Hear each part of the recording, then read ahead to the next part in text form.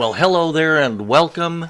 You are listening to the Kindness Matters podcast, and I am your host, Mike Rathbun.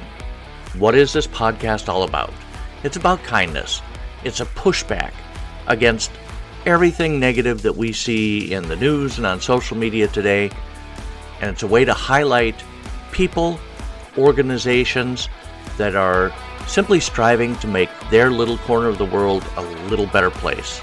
If you want to join in on the conversation, feel free. Go ahead and follow us on all of your social media feeds. We're on Facebook, Instagram, TikTok. We're even on LinkedIn under Mike Rathbun. Check us out. And in the meantime, so sit back, relax, enjoy, and we'll get into the Kindness Matters podcast. Hello and welcome to the Kindness Matters podcast. I am your host, Mike Rathbun. And if you are just tuning in to this series, I think you should know that what you're listening to is a conversation with Mr. Ben Lesser. There have been 2 episodes prior to this. This is the 3rd and final episode. Mr. Lesser is a 96-year-old survivor of the Holocaust, and I think it's important. I know this is a conversation or a podcast about kindness, and these 3 episodes are about the exact opposite of kindness. But I think it's important to hear Ben's story and to reflect on how that whole situation came to be was from a lack of kindness, I think. How one person convinced hundreds of thousands, if not millions, of other people that one group of people was to blame for all of their problems. And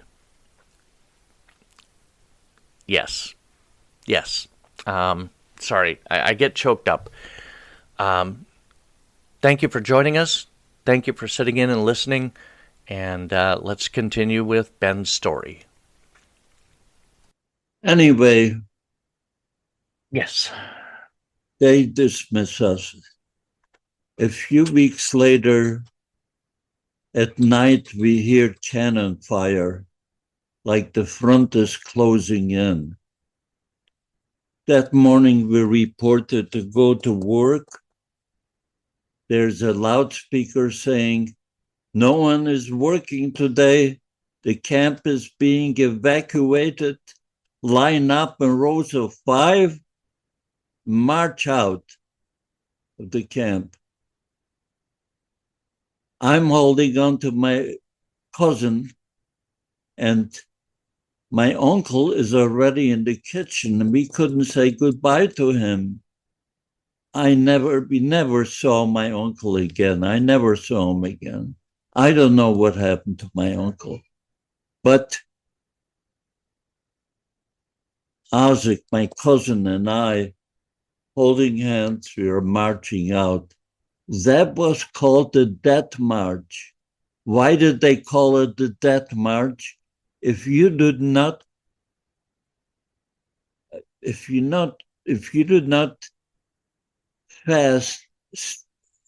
walk fast to keep up with the soldiers, they simply shot you. And all day long we heard pop, pop, pop, pop.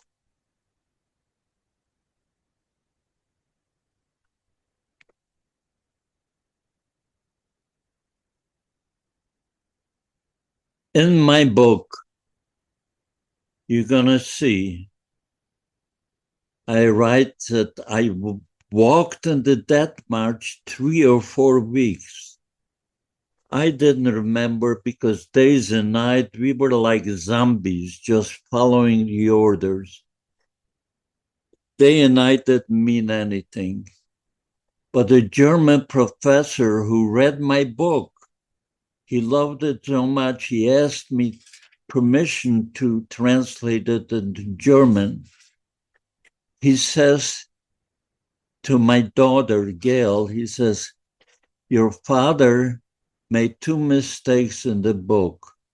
One mistake was he says he marched in the Death March 3 or 4 weeks. He says Mr. Lesser marched 7 weeks, 460 kilometers from Durnhout to Buchenwald, and he knows that it took 7 weeks. I don't ask me how I survived this.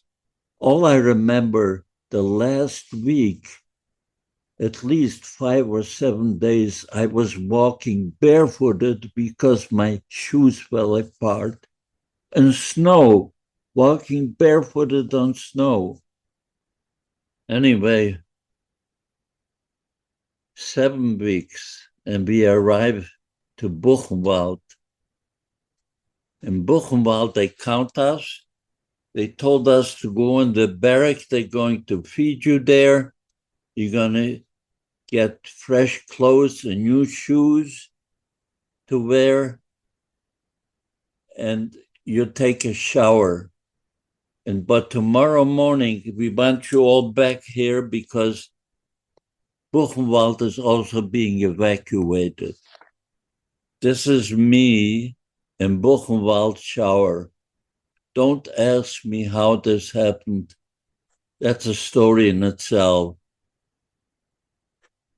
Wow. How somebody found this picture. Anyway, This was a photograph? that was a photograph taken by someone. I have that photograph.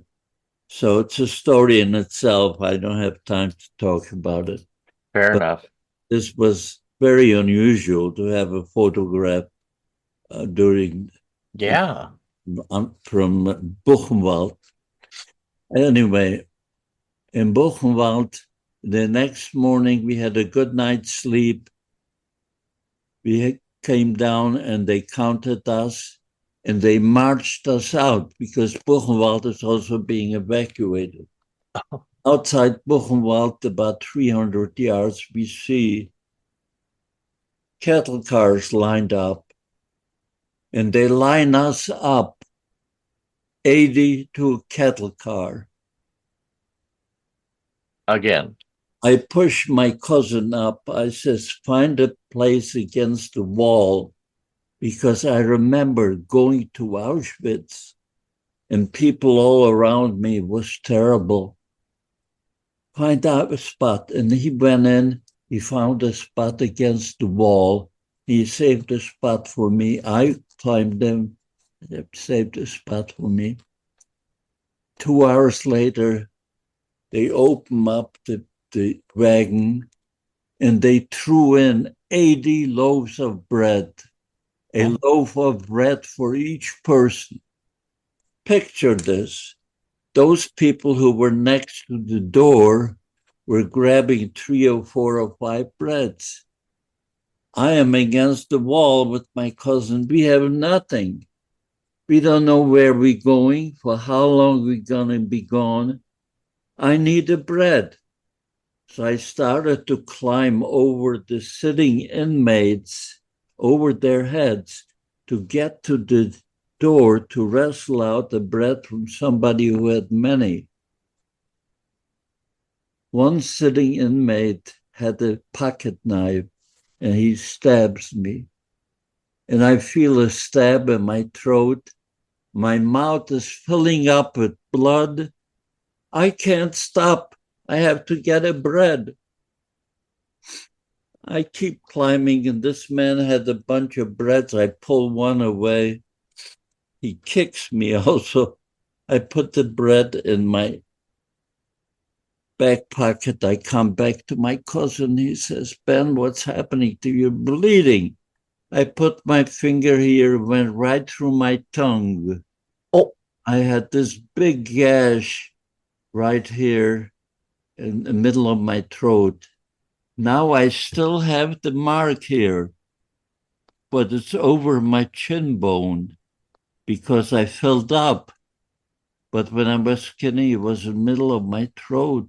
oh my gosh. You still see it. Anyway, I have one loaf of bread between the two of us.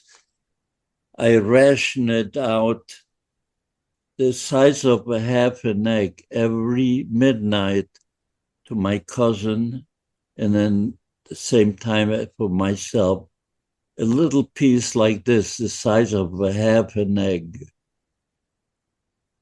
It lasted us 2 weeks.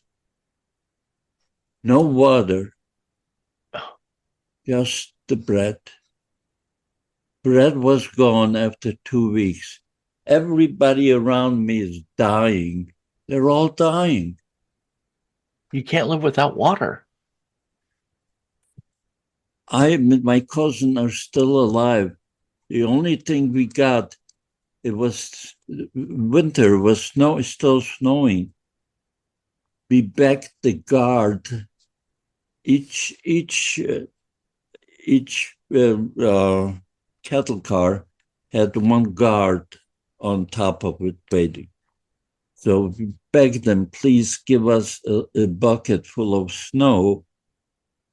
And this one guard gave us a bucket full of snow. So we all grabbed a little bit of snow. Anyway, this was just one time. After 2 weeks, the bread is gone. The train is shuttling back and forth for another week. It took 3 weeks from Buchenwald to Dachau, shuttling around. We arrive at Dachau, they open up the doors and they yell, anyone who can walk out of the cattle car through the tracks of Dachau into the yard of Dachau. Well, we were only 40, we were 80 people in this cattle car, but only 4 of us walked out alive. Oh, wow. Dachau. 4. The other mistake this professor told us, in my book, I said the train had only 3,000 people. He says the train had 6,900, almost 7,000 people in it. And he knew. And he said, And only 4 of you walked out.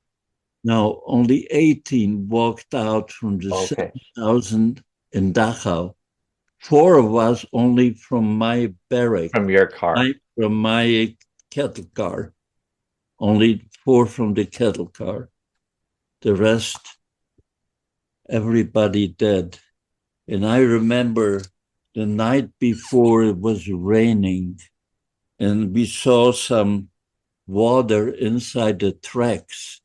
And when we came down, we dropped on the tracks and we licked the water. They beat us and chased us away. We came into the yard of Dachau and we see a mountain full of dead bodies.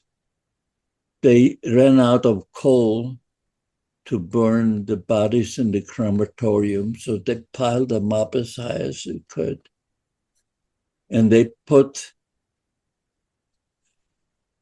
all right, and this is the pile of bodies. Oh, God. They put me and my cousin next to the bodies in a barrack on the floor, no bunk. Some of the inmates felt sorry for us, so they gave us a little water to drink, which helped because we were parched. And anyway, one night, 2 nights, still no food. All we had is water. The 3rd night we hear Befreiung, liberation, Americans, Befreiung, liberation. I tell my cousin, let's go out and see what's going on. So holding each other, we walk out and we see inmates are crawling on their hands and knees and kissing the boots from the American GI. They looked like gods to us. They liberated us. I was standing there with my cousin, and two GIs walk up to us. One of them had a can of Spam. He opens up the can of Spam and he hands it to me. It smelled so good. We made a mistake. We ate some of it. And both of us came down with dysentery. That night, after liberation, my cousin dies in my arm. And I talked to him. I wouldn't let him go. He is still talking to.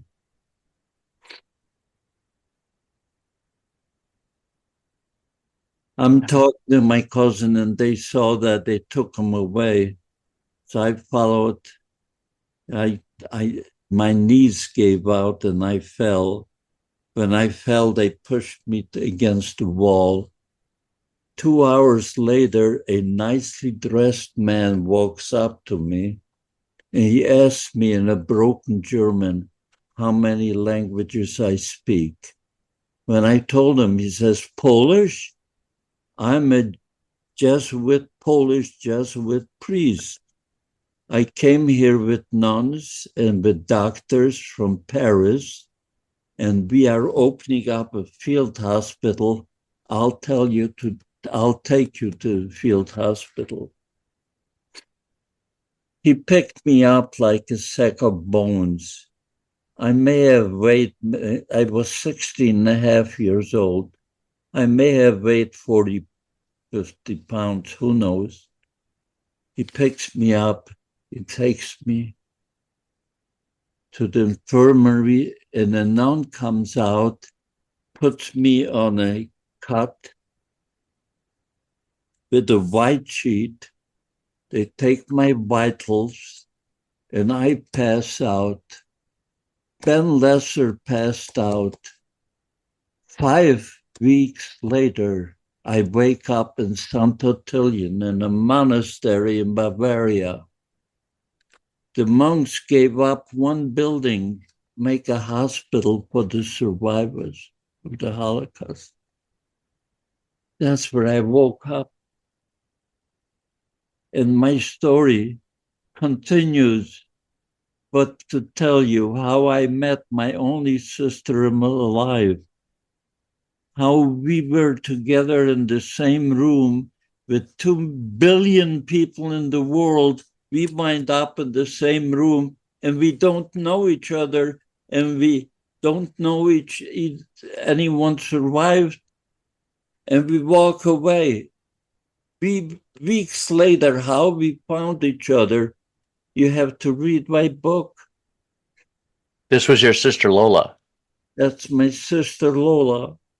And then how Ben Lesser was able to make a beautiful life for himself in the United States of America after being a chalutz, a pioneer for Israel. Oh my God, you can't believe. You're looking at Ben Lesser.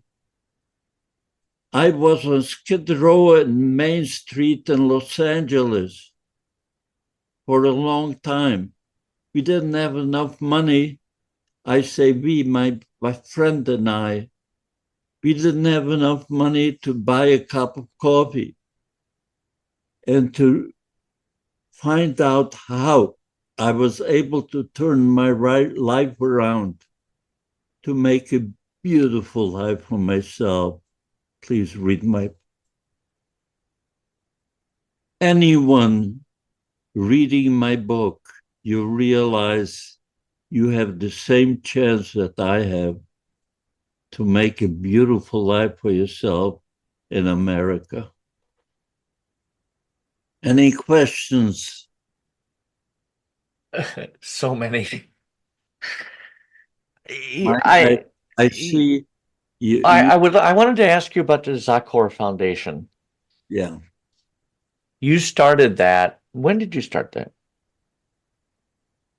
I think I started that. I'll tell you, Robin, if you're still there, please tell She's everybody there. I'm you're here. there. The Zahor Holocaust Remembrance Foundation was founded in 2009. Okay. However, my grandfather didn't speak for many years about the Holocaust. He didn't live a dark life at all. He lived literally a life that was to the fullest. Because you do hear where survivors just shut down and they live pretty much a dark life. That wasn't his life at all. But my cousin, he was in, I believe, fifth grade or sixth or seventh grade, maybe. He had approached him years ago and said, "Hey, you're a Holocaust survivor. You don't talk about it. Would you talk about it at my high school?" And so he did, or his middle school. And so he did. And that was the first time that he spoke and didn't stop since. So it was close to 30, maybe even 40 years ago. And he's been talking ever since. Um, but the foundation really was born in 2009 when my grandfather was speaking, and I'll say it very truncated version here. When he was speaking, he had a pin. It's the gold lapel pin, the Zahor pin, and you can find it on our website. The same, Well, yeah. there it And is. a young lady, and he's wearing it right now. And I'm sorry, I'm dressed in Halloween, so I'm not wearing it right now. But a young woman had come up to him and asked him, what were these crazy little letters? What do they stand for? And he had said it stands for remember the 6 million that had passed. And he handed it to her, and she was ever so grateful and thankful for that little memento that this man just gave him, this Holocaust survivor. And he said, please take this with you. And if somebody asks you what this means, you tell him you heard a Holocaust survivor. Well, that's kind of where the pin and the Zahor Holocaust Remembrance was born. We are the sole manufacturer and distributor of those Zahor pins. We have distributed nearly 2 million worldwide, and the goal is to distribute 6 million and then some for this each of the souls that were where their lives were cut so short. And but it's also over the years, it is now also not just a symbol of Holocaust remembrance, but it's now used as a promise to not just never forget, but to never again. It's that personal promise where you're wearing it so proudful. That's why we also have other various mediums of this use of the pin, whether it be a bracelet, a pendant, or the pin. It's a promise to stop hate. Absolutely. I I cannot tell you how impactful this is. I again, I was born like 15 years after World War II ended. And my parents, well, my father was in the Navy and but he served mostly in the Pacific. My brother and I were made very aware of what happened. And but I think that's slipping away somewhat. I don't know what schools are teaching about it anymore, but I am so grateful and honored to be able to help keep this story alive so that nobody ever forgets what happened. I can't thank you enough for that. I know I'm speaking on behalf of my grandfather. And to answer your question, there is an ordinance out there in reference to Holocaust studies be taught in schools.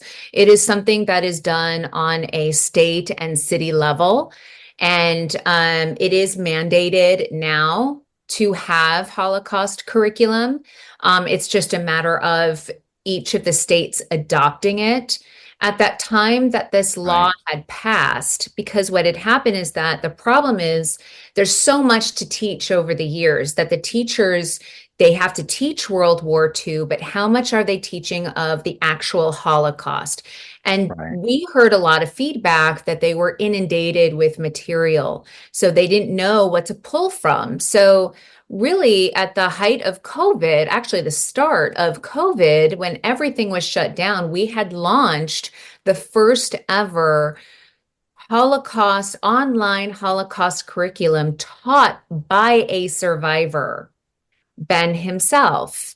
And this was the first ever out there. It's a truncated version. It's Oh, his wow. story, but it is very factual. It talks about the entire historical, what led to World War II, to and through the hate that stemmed the Holocaust, all the way to how you could recognize and distinguish stereotypes, biases, all leading up to hate, right?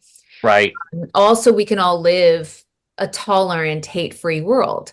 So, and these all have lesson plans for teachers, and this is being utilized worldwide. I can't even, I mean, there's so many countries that are using this free curriculum because they're not all free. This is free. And this is something that we pride ourselves specifically. This is Ben's legacy. He Yeah. wants to continue teaching his story for years on end. And we also have an AI, which is really cool feature to have. I saw that on the website. It is very cool. You just ask Ben a question and he will answer. It is brought to a lot of teachers in the schools, not just to use the curriculum, but read his book, and then the kids can ask their own questions.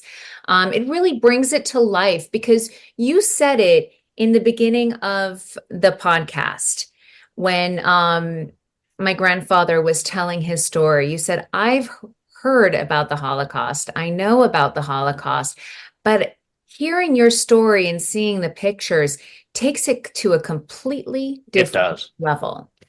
It does. I mean, and I know I learned about it. I learned about it at school, and when you showed the pictures of the crematoriums, I was like, I've seen pictures similar to that, but hearing Ben's words with On those top of it, pictures, it just took it, what you said, it took it to such an amazing other level. And the other thing, and you can tell me if this is off base or if you don't want to talk about it, but we have seen a rise in anti-Semitism lately, both in this country and around the world. I was wondering if Ben had any thoughts on why that's happening. Anti-Semitism was in the world, well, ever since there were Jewish biblical. people in the world. Mhm. Now, it always exists and it will be, but yes,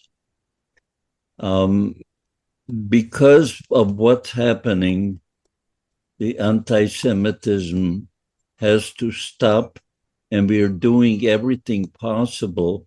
I'm doing everything possible, not just here in the United States, but in Germany too.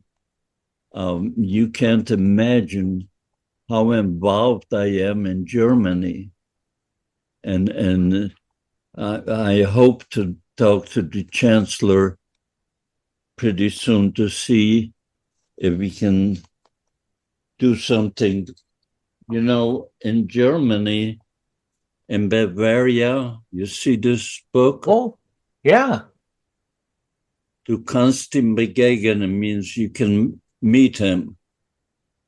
And the death train, and this book was written by a German professor who read my book, and he made a short version of it, 60 pages, only talking about the Holocaust itself. Only did Ben Lesser during the Holocaust. Now, and the Bavarian government has seen it, and they liked it so much, they printed out these books. They're beautiful books, only 6 pages, and they gave it out to each high school kid in Bavaria. Nice. Wow, that's great. You know what that means? Not all of Bavaria, but big portion of Bavaria anyway. And I'm now working everything possible to see if all of Germany wouldn't do it. This is a book that it's free of charge. You're giving it to them. But somebody has to be willing to print them. It's all there. I just want to answer a little bit of your question in regards to the rise of anti-Semitism. One of the things that my grandfather talks about so freely and so often is education is really the pathway to defeat the increase, racism and Yeah.